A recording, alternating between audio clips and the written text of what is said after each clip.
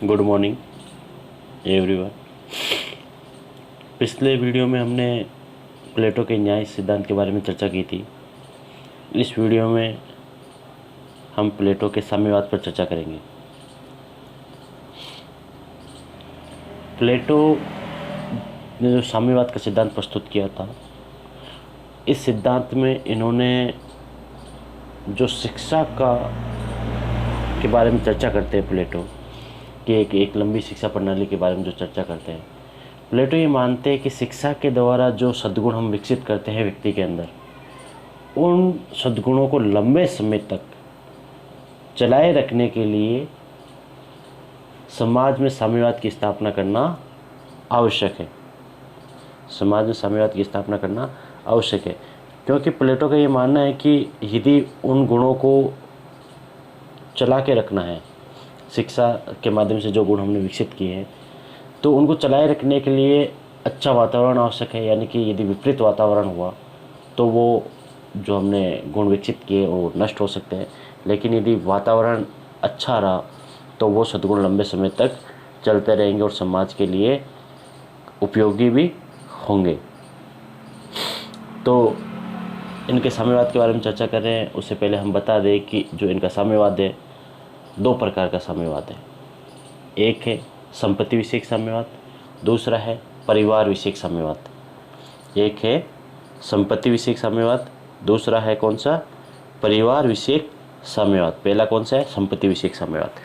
संपत्ति विषयक साम्यवाद में ये चर्चा करते हैं कि जो अभिभावक वर्ग होता है, हमने पिछले वीडियो में ही बताया था कि प्लेटो ने न्याय सिद्धांत की स्थापना की थी, तो उसमें व्यक्ति की आत्मा के गुण के आधार पर उन्होंने समाज को 3 वर्गों में विभाजित किया था। एक दार्शनिक वर्ग, दूसरा सैनिक वर्ग और तीसरा उत्पादक वर्ग। तो जो दार्शनिक वर्ग है और सैनिक वर्ग है, इन दोनों को संयुक्त रूप से प्लेटो अभिभावक वर्ग कहते हैं। दार्शनिक वर्ग और सैनिक वर्ग दोनों को संयुक्त रूप से क्या कहते हैं? अभिभावक वर्ग। तो प्लेटो कहता है कि अभिभावक वर्ग के लिए ही साम्यवाद लागू किया जाएगा, उत्पादक वर्ग को इससे छूट दी जाएगी। इन दोनों वर्गों के लिए साम्यवाद लागू क्यों कर रहा है, इसके पीछे अलग अलग रीज़न है। तो संपत्ति विषयक साम्यवाद पे पहले चर्चा करते हैं, फिर इन दोनों वर्गों के बारे में चर्चा करेंगे। संपत्ति विषयक साम्यवाद के बारे में प्लेटो बताता है कि जो अभिभावक वर्ग होगा, यानी कि जो दार्शनिक और सैनिक वर्ग है, उन दोनों वर्गों के पास किसी भी प्रकार की संपत्ति नहीं होगी। किसी भी प्रकार की संपत्ति नहीं होगी,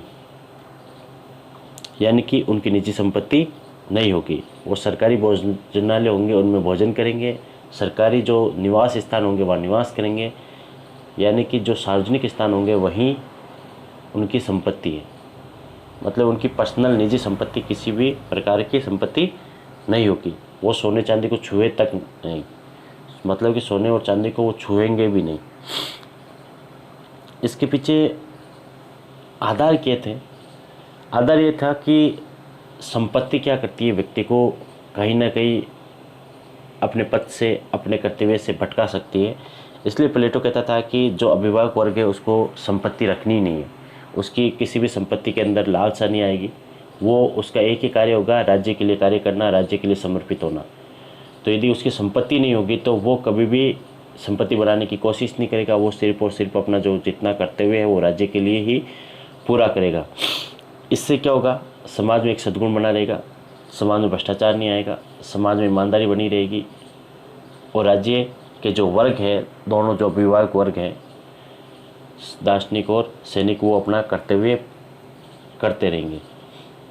राज्य में वर्ग संघर्ष की संभावना कम होगी, क्योंकि संपत्ति होती तो वर्ग संघर्ष होता है, वर्ग संघर्ष नहीं होगा।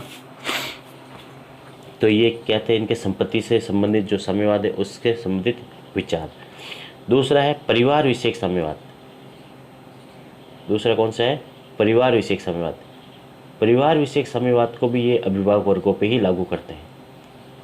अभिभावक वर्ग समझ में आ रहा है? अभिभावक वर्ग कौन सा है? अभिभावक वर्ग यानी दार्शनिक वर्ग और सैनिक वर्ग, दोनों को संयुक्त रूप से आपने नाम क्या दिया है? अभिभावक वर्ग।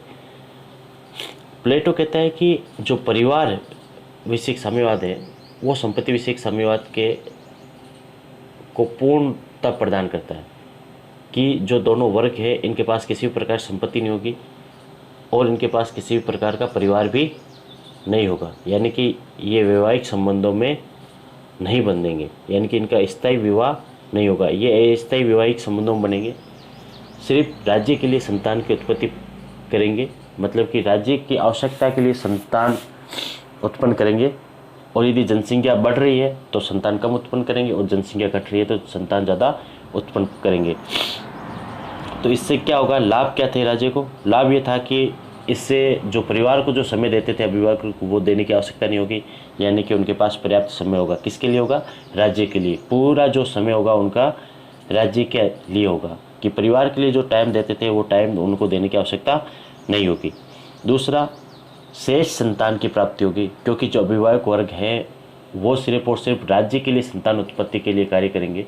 तो जो हष्टपुष्ट व्यक्ति होंगे, जो श्रेष्ठ व्यक्ति होंगे, वही संतान की उत्पत्ति करेंगे। तो प्लेटो का ये मानना था कि इससे क्या होगा, श्रेष्ठ संतानों की प्राप्ति होगी।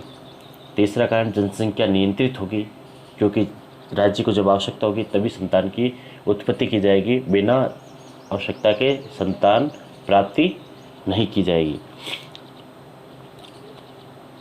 एक और प्रॉफिट होगा, इससे भाई भतीजावाद नहीं होगा, क्योंकि जो एक लगाव होता है अपने संतान के प्रति, वो लगाव पैदा ही नहीं होगा, क्योंकि माता पिता को ये पता नहीं होगा कि उनकी संतान कौन सी है, और संतान को ये पता नहीं होगा कि उनके माता पिता कौन है, क्योंकि परिवार विषयक हमने साम्यवाद लागू किया है, यानी कि जितनी भी स्त्रियां हैं वो सभी अभिभावक वर्ग की स्त्रियां हैं, जितने भी पुरुष हैं वो सबके पुरुष हैं।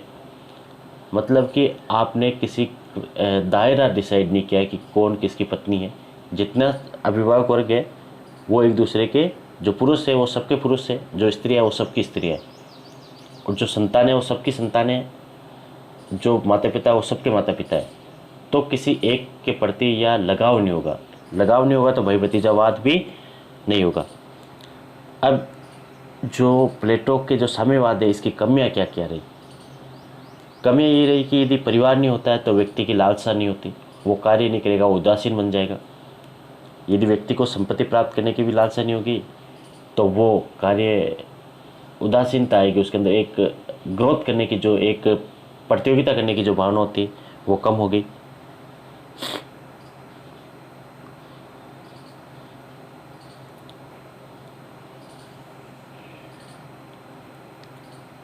अब इसके महत्व क्या क्या है?